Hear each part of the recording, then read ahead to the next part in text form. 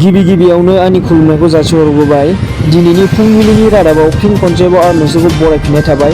दिनैनि 16 जुलाइ दिनैनि सुंद' खौराङाव नोंथांमोनखौ फिन खनसेबाव आरो बरायग्रोना लाग्रोनाय थाबाय। गिबि खौराङाव दङ रायजोआव हरखाबै आयुष्मान कार्डखौ बन्द' खालामना होबाय। रायजो नाङैनो लाख सुबुंनि दुखुनांथाव होनना बुंनांगोन।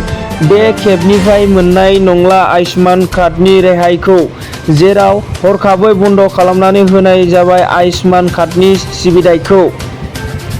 बे समाव रायजोआव आयुष्मान कार्डखौ हरखाबै बन्द' खालामनायखौ ससियेल मिडियायाव गोबां सावरायदों होनना मिथिनाय जादों।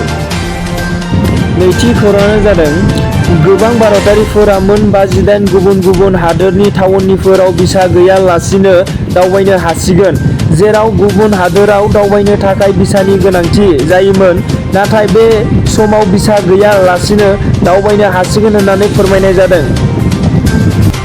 थामथि रादाबानो जादों मैया बिटिआर सिएम प्रमद बर' बिथांजों लोगोसे सा-सानजानि गासिबो 6 सिडुल काउन्सिलनि गासै खुंगिरिफोरा मिरुनि नखर मन्थ्रि अमित शाहखौ लोगो हमनानै सावरायलायदों होनना मिथिदों।